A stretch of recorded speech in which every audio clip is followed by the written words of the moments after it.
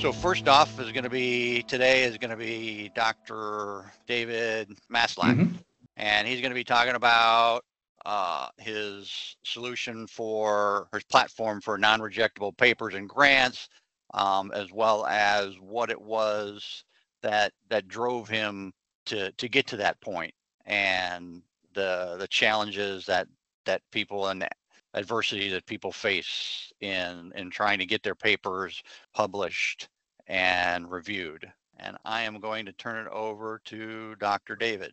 All right. Can everybody hear me? Thumbs up. I can. Okay, good.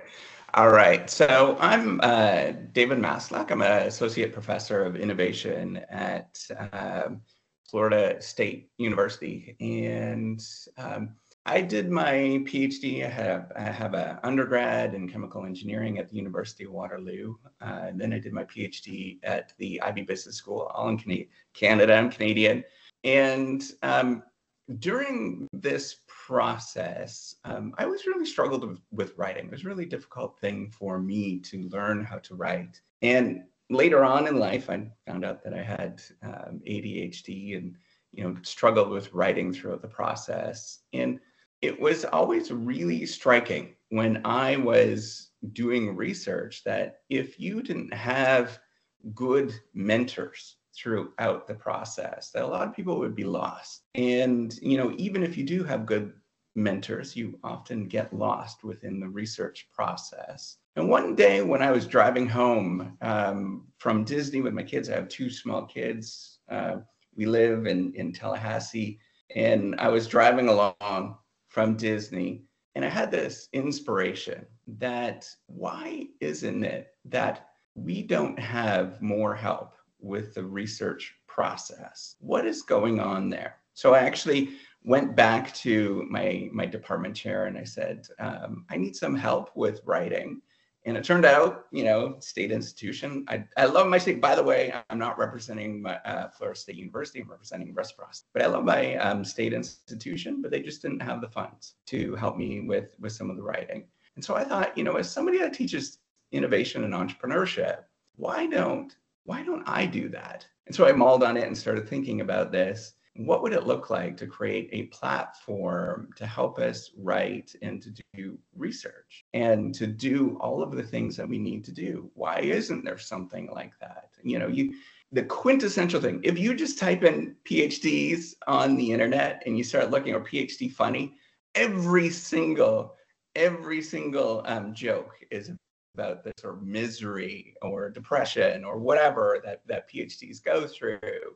And it's because doing research is a really, really challenging thing, right? If you've ever done this, research is fantastically difficult. That, the whole process is difficult. You're trying to figure things out. And right now, the way that it's sort of set up is you kind of have this master model that was set up from, the 1400s, right? So you have the master, you have the Michelangelo that's teaching the next person in line how to actually do this. And if you don't have a good mentor, a lot of people they struggle inside. In fact, if you start looking at the academic research on PhDs and scientists and researchers in terms of how they feel about things, or the experiences that you'll find surprisingly shocking statistics that they have depression and anxiety rates that are twice as much as the normal population. I just saw a recent paper that came out, slightly lower depression and anxiety rates, but it's causal. So they actually tracked people. They tracked a cohort and multiple cohorts. One went to a PhD and the other one didn't. And the ones that did a PhD, accounting for differences between the ones that did a PhD, they actually had increased rates of depression and anxiety. So, why is that the case? Why are we really struggling with this? Part of it is because it's isolating. The whole process is isolating when you're doing it.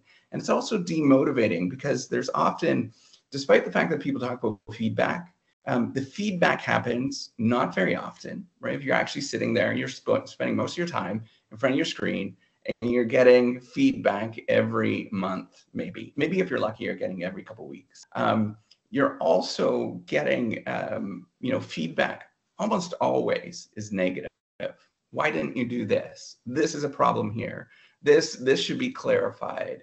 And it could be even extreme. There's jokes all over the internet about reviewer two. Reviewer two is this mythical person that when you send your paper for scientific review or a grant for scientific review, reviewer two is the one that's kind of outside of the domain, and they're usually ruthless, right? Like there's comments like you're a complete idiot and all this kind of stuff. And I was thinking, why are we doing this? What is going on? And I kept thinking, why is this so hard? There has to be a better way when I do this. And so I mulled on this, and then I thought, hey, why don't I try to put a team together in Tallahassee?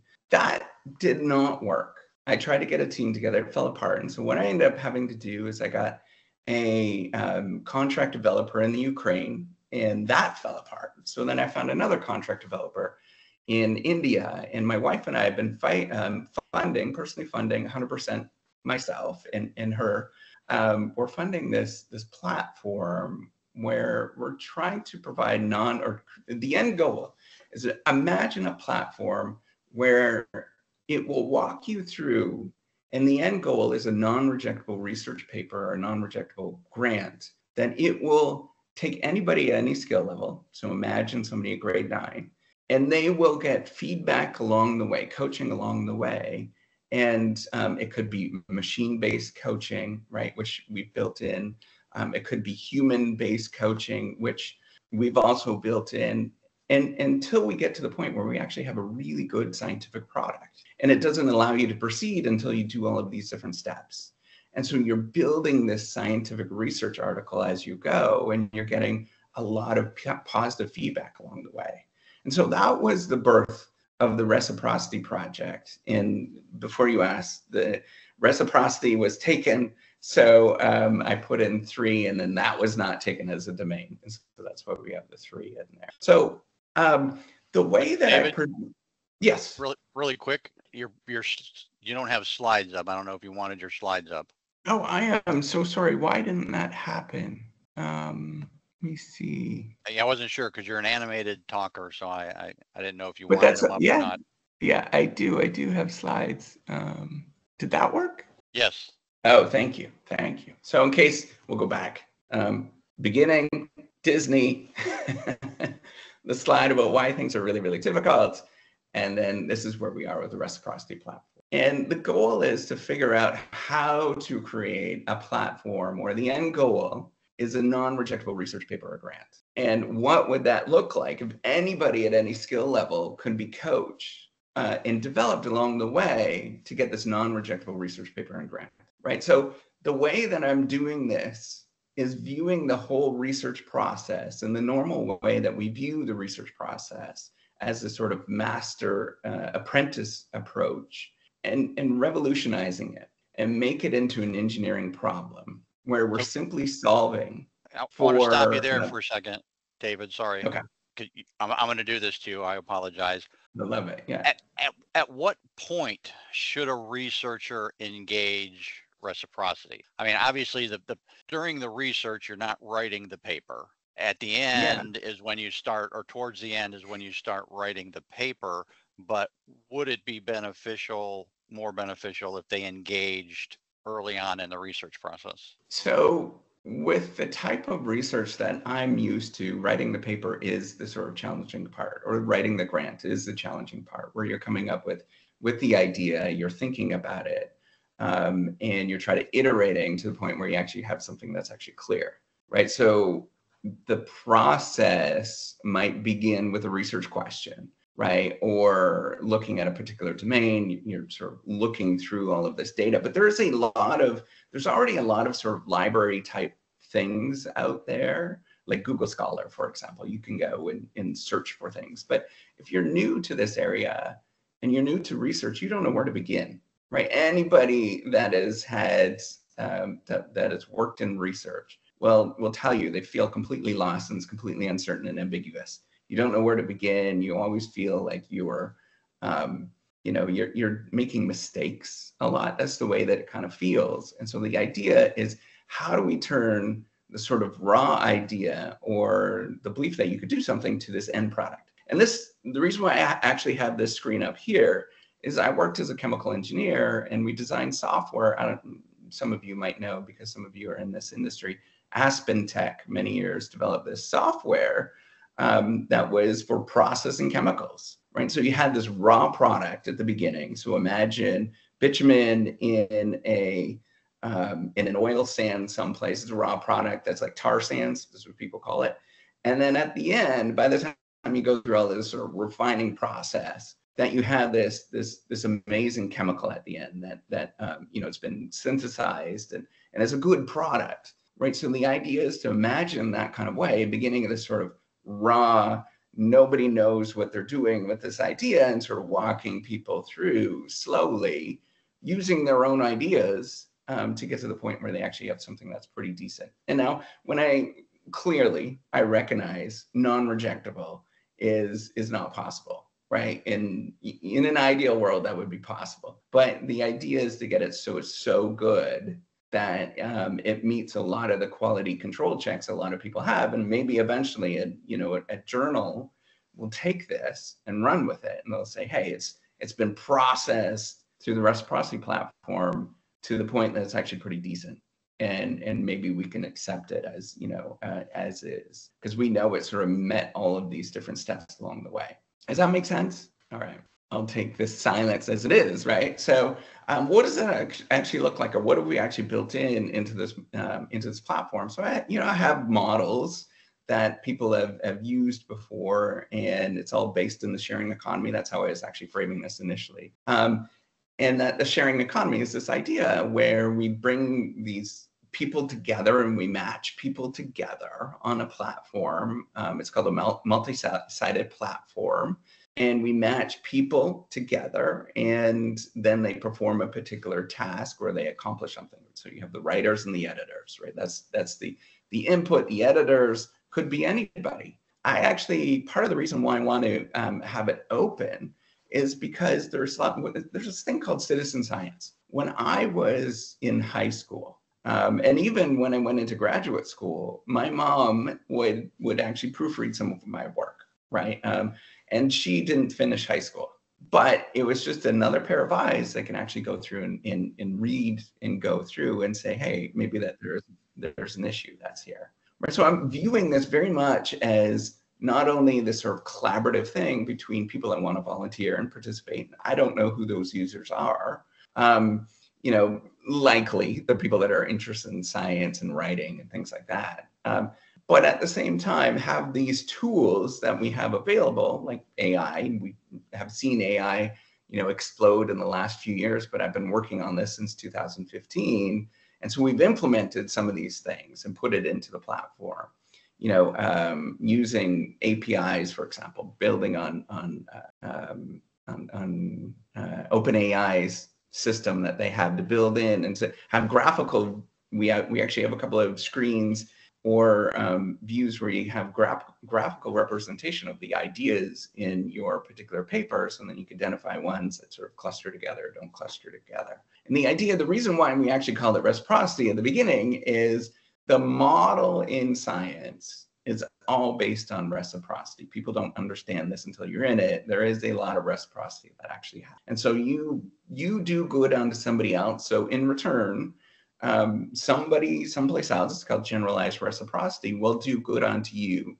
And hopefully somebody else will help you. So the beginning system was trying to create a credit system where people would want to volunteer for free. And if they volunteered for free and they did a good enough job, then they would actually get paid for doing the work that they're actually doing. And then the other components we've been working on very recently in the last little bit is making it a lot more fun and engaging and gamifying this a lot more, so that there's a lot more silliness in it, right? So the end goal is, how do we get more papers in science and nature and all those ones that are really, really good, but at the same time, have it so it's a really fun process so that people are excited.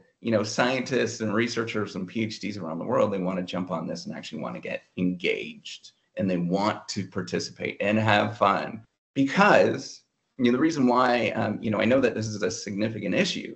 How many of you are PhDs that are on this call? if you look at the number of people that are PhDs and aren't PhDs, there's a significant portion of people that aren't. And I guarantee at some point in your career, maybe it was early on for some of you, or it's in the recent time, that you decided science is too hard. I can't do this. This is not me. And so despite the fact that, in third grade and fourth grade, we have this tremendous push on education for science and engineering and really doing good research, right? Learning the scientific method, everybody disappears out of the scientific process because they realize at some point it's too hard and they don't want to do it. And it turns out it happens a lot in a PhD process. Dropout rates are quite high. But it happens after the PhD process. A lot of professors actually go through this same journey where they're thinking, is this for me? Why am I doing this? And I think that is not necessarily something that we want to have. We can change this. How do I know we can change this, by the way? A couple of things. The first one is, how many of you have driven in a taxi? Were you old enough to drive in a taxi? And do you remember what that experience was? It was maybe not the best experience. At least for me, it wasn't the best experience. Today, we have sharing apps like Uber, for example. And when you go in those cars, you chat with the people that are driving you around, you know them, it's a good experience. And for the most part, the drivers actually prefer to be there as well. So I know that we can change these markets. I know it actually works, right? So what do we have so far? What does this look like? It's been an ongoing journey. And it's been a long journey with doing this. And so far on the platform, I have over 4,000 users just on the platform itself. If you look at just the front page, it doesn't look that good, right? But if you go into the platform itself, you're going to see that there is a lot of significant stuff that's going on. And so my job in the next little bit is trying to change this front page and make it a lot more fun and engaging. But there are other things on the platform. So we have quizzes, for example. We have over 10,000 people that have submitted on quizzes. So there is a large, and that was only developed in the last few years. There is a large market for this. In fact, this is what we're doing now, is actually building it more into the platform. But one of the things that I really want to share, this is the more important thing. This is how I know that this is a legitimate thing, right? People reach out to me all the time.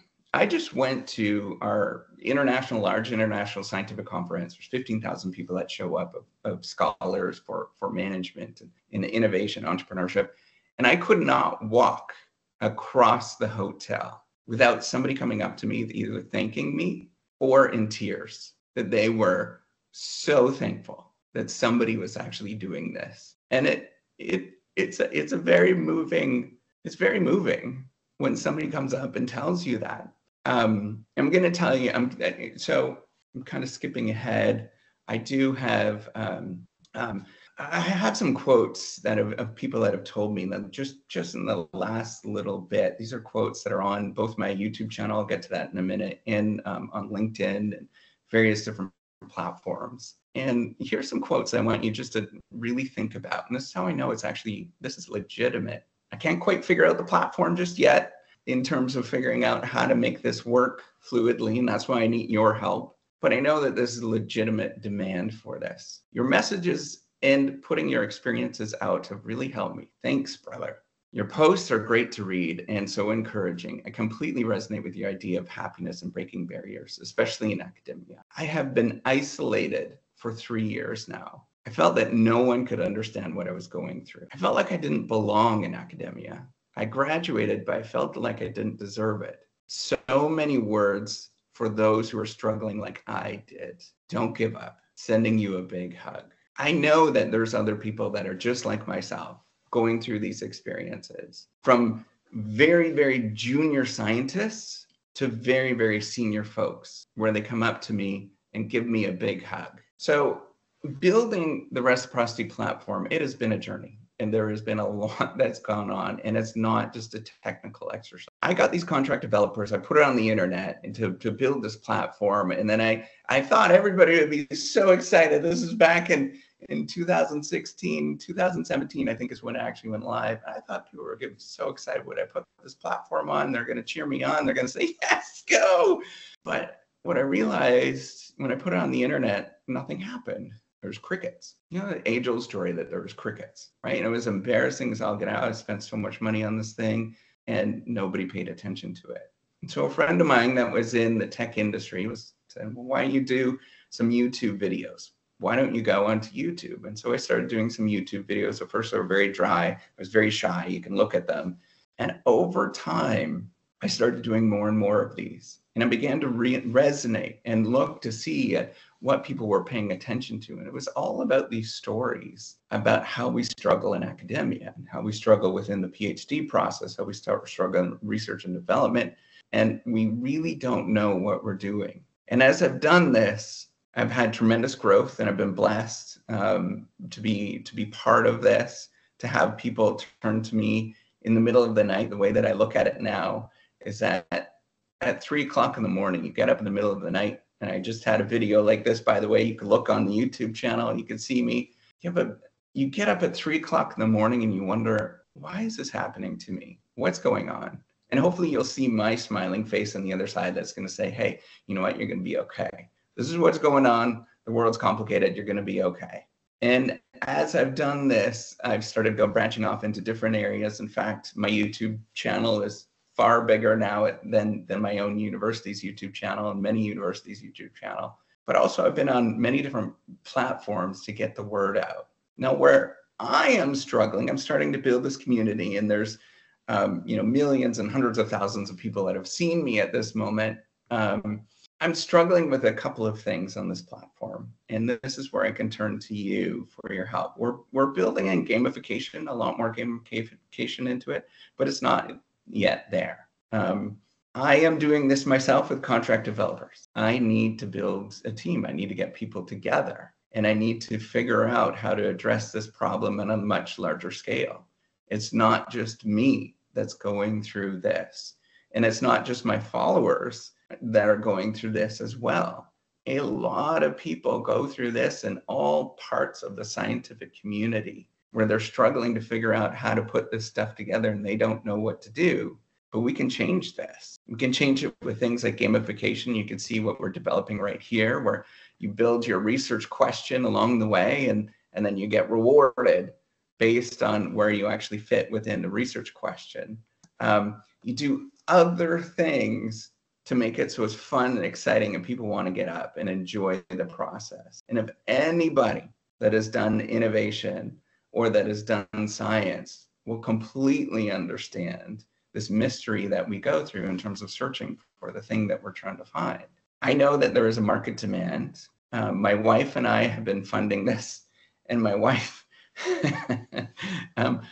she's an amazing human being, but man, she's starting to question where we are and what we're doing. So I'm at a point where I need some help with funding and grants. I applied for a SBIR grant last year by myself, and it got rejected. And it was actually, I think, in my view, it actually was there was pretty good response. 2 of the reviewers were very empathetic with what I was trying to do. I also need a business development team to put together so people can go to universities. It's very challenging for me to be working at a university and to be reaching out to other universities. It's very, very challenging to do this. I've been doing all of this so my main job is 9 to 5. And then at night, you'll see everything goes on from 5 to 9, and I'm up late all the time. I'm sitting there with for the YouTube channel.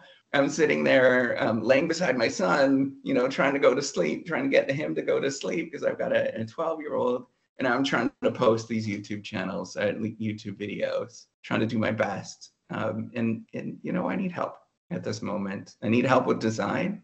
And I really, really am seeking advice and your thoughts at this moment in terms of where to go and where to take this. That's where I'm going to end this right now.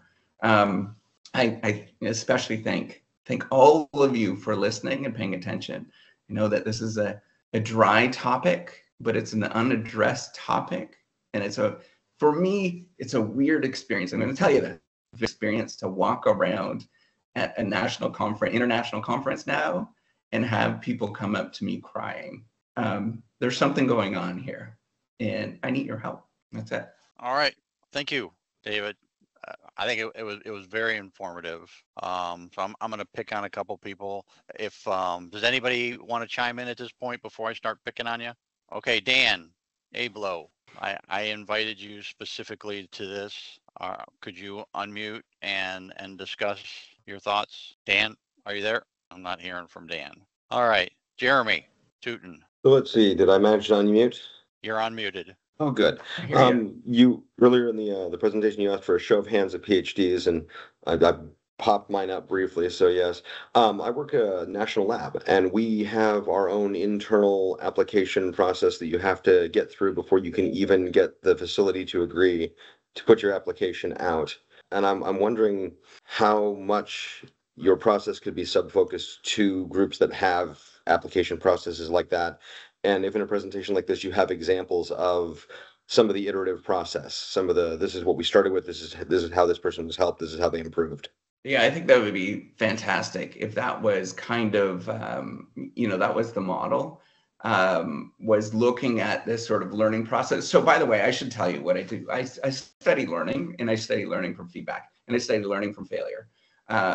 So I am very well aware if you can get the feedback between the action and the outcome together, and you can get those closer together, then people get a positive response, right? They get positive emotions from that.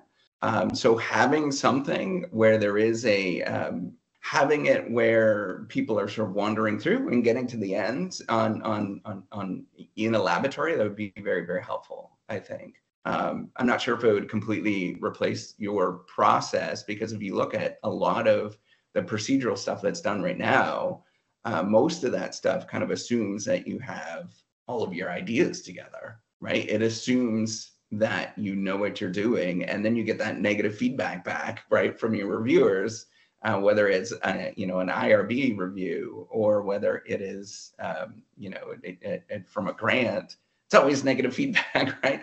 Why aren't we processing this negative feedback to turn it more positive, so people are able to take this a little bit more using artificial intelligence and AI and gamification? That's my question. And I hope this platform is going to do that, where it feels fun and silly, right? To have the end product.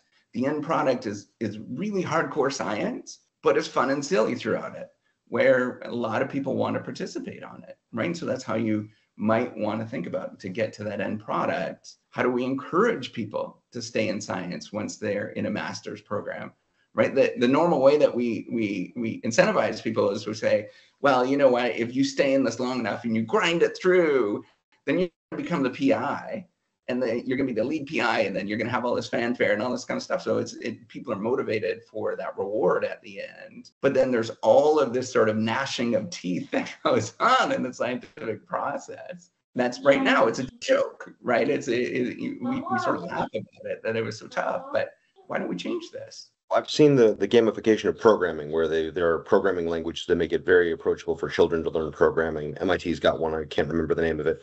But I'm curious, so the National Lab has these massive programs to get high school interns, college interns, post-bac interns.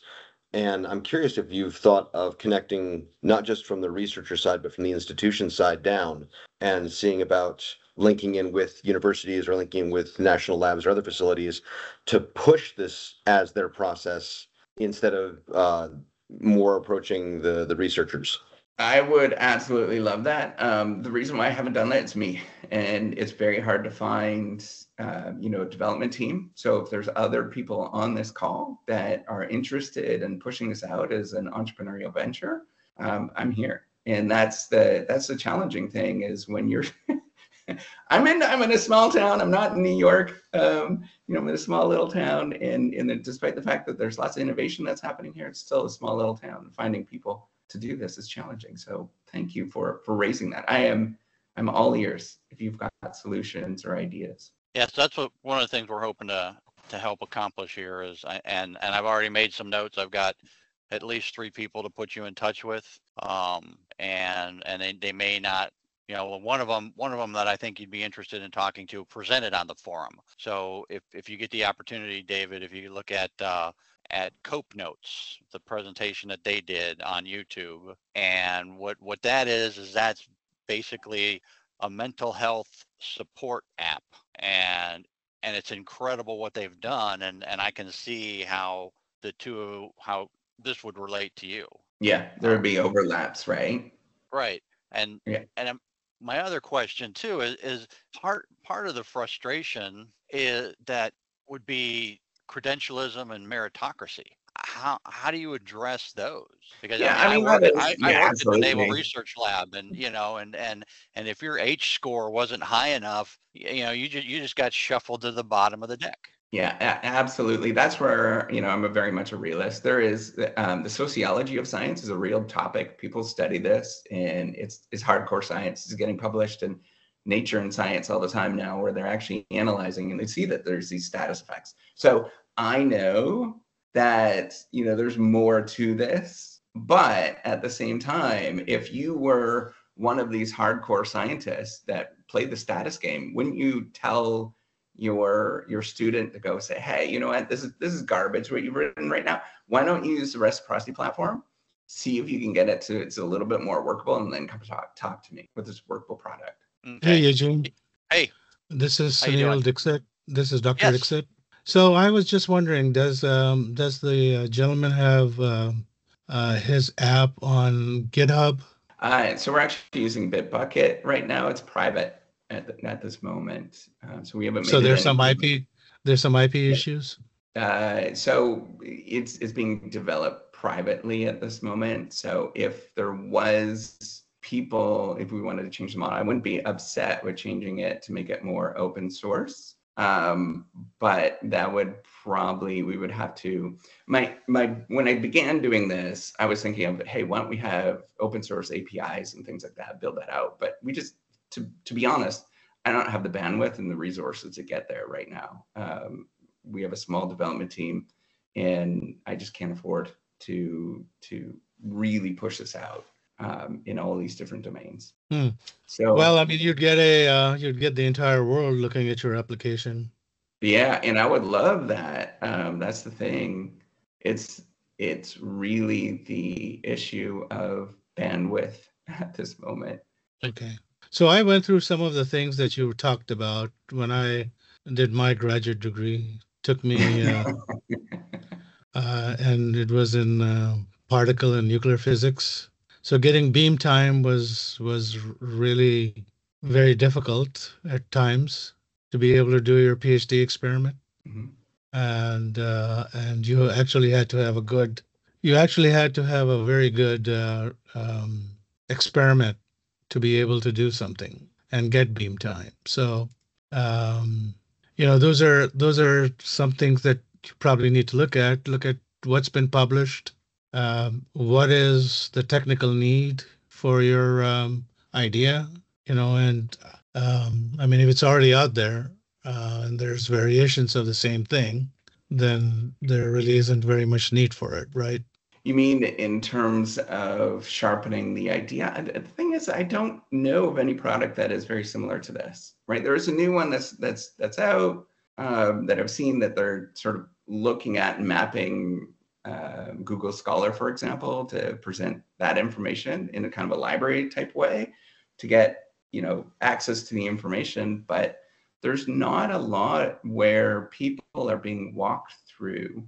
Right. So the end product, again, is this mentorship. It's this, the master apprentice model a lot, where the master. So it's a little different in the hard sciences, right? So they have big labs, lots of people sort of working together. But in the not as hard of sciences, social sciences, that I'm thinking about, business, economics, political science.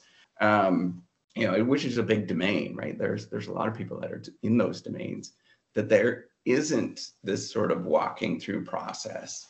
But also, if you're thinking about this, a lot of this is being done even in a large lab by graduate students. And wouldn't you want to take that workload off of the primary PI to say, hey, why don't you develop this idea a little bit more using a platform like this that will give you positive feedback and will incentivize you to keep going every day. right? There is, again, the number of PhDs that keep going, it's few and far between because it is a journey. It's a very difficult thing, right? So there's an emotional component that's going on there. And this is trying to change that just a little bit, make it a little bit more positive. Does that make sense? Yeah, I think it does. I'd have to actually look at your application to really understand what's going on. Yeah. Right. I mean, obviously, looks like you've given the basic ideas. You've given us a 50,000 feet view. We'd like to probably get a better view of it. Yeah. Do you have the ability, David, to are you willing to put it in the chat? Yeah. I don't know if I could do this. So I could show you some of the things. I could show you that. Well, I mean, if you could put a link in the chat, because there's other people that want to talk. So. Oh, sure. Right. Can we do that? And then we can get, we can set up follow-on conversations with Dr. Dixit and others, Jeremy. But I'd like to move on to John Ellington. So please log into the platform. Ellington. The front page is not great right now. Okay. So John, you've been putting a lot in the chat. You mind unmuting and sharing your interest? No, it's not unmuting. You might be double muted. There you go. Okay. I may be the oldest guy here. I'm an 82-year-old chief technology officer. I came at this from the 1960s, and I've been dabbling in the sciences, kind of around the edges ever since. I remember reading a book by University of Chicago physicist John Rader Platt. It was given to me by a cousin of mine, the first PhD aerial biophysiologist who designed the life support systems for Project Mercury and Gemini. And the book was called The Excitement of Science. And I got inoculated, and I've had the infection ever since. And Feynman kind of follows it up with the excitement of finding things out. And it's that sort of curiosity that has driven me. I found out 2 weeks ago, and a colleague was just awarded a patent in quantum random information generation without using mathematics or instrumentation bias. So kind of exciting stuff to be doing in your 80s, and the excitement is still there. So I'm kind of curious if your platform looks at anything that quantitizes motivation. I mean, that's the basic idea. By the way, Richard Feynman, I read his biography, and it was really great. He has this quote, which I use all the time, where he used to say disregard. Why did he say disregard? Is because there's all of this other stuff that goes on outside of the domain of the excitement of science that you're passionate about, right? And that is demotivating. It's very difficult. So the more that we can actually connect this, and that's kind of the story behind the motivation component of it, right? Is how do we tell graduate students go and write a grant or write a research paper, and they're supposed to go on their own and go do this, right? Or if you have a good mentor, you work with a mentor and you draft this thing up, and 2 years down the road, you've got this grant or a research paper. But what if we had help throughout the process to connect that, so you do have that motivation? How many of you use Duolingo? Have you tried it? Nobody has tried Duolingo. It's learning a language. Learning a language is really tough. It's not very fun. And most people did not want to do it. And they've turned it into a cultural phenomenon now where I went on a cruise this summer, and on the cruise ship, you didn't get time to do there was downtime because the internet was down, and people were panicking because they weren't able to do their Duolingo to learn a language. In fact, that's where I want to take this, is to have it so it's fun. Well, you have to learn, typically you have to learn a new context in any time you're out doing something new, because the meaning comes from the context. Just a little peripheral Feynman story. One of my college roommates actually sat in the classes at Caltech where the Feynman lectures came from. So that's my peripheral context with Feynman, other than my grandson's now at Caltech getting his PhD in astrophysics. Walking the same streets, but wow! Oh my gosh, what a privilege! So I appreciate it. This has been interesting. I mean, it's kind of fun wandering down memory lane at this point, and seeing that there are still people out there, kind of pounding the dirt roads of science. There's a lot of us that are still out there. Absolutely. So there's a couple of questions in the chat. Maybe we can address some of those. Oh, Jeremy's got a 2,735-day streak on Duolingo. Feedback works. Positive feedback works. It really, really works. And you want to do it, right? It's a very simple program, but you actually want to actually participate on that. Okay, so somebody had mentioned about Federal Labs page and mentioned Federal Labs. So Zach, yeah, I want to go. Zachary, you had your hand up. No, I just clicked that by accident. Oh, okay. Sorry about that. Denise Smith, did you want to add to what you've been putting in the chat? Hi, that's really out of my wheelhouse, but I've really, it's been interesting because I live in Utah, and so I appreciate that, David. We have a lot of young tech people here coming out of colleges, and so there is a lot of programmers here, and I've been going to a lot of pitches where they pitch their team, and there's a lot of people that want to start businesses and that are able to program and kind of work on that end of it. So I left a couple of resources there that might be helpful for you, David, because it does take a team. Certainly, it's a lot. Yeah, absolutely.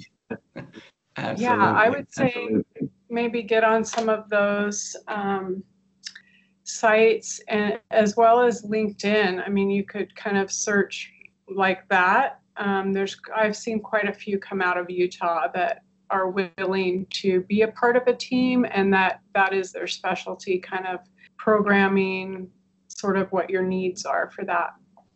Very cool. Thank you. That sounds like a great idea. Thank you.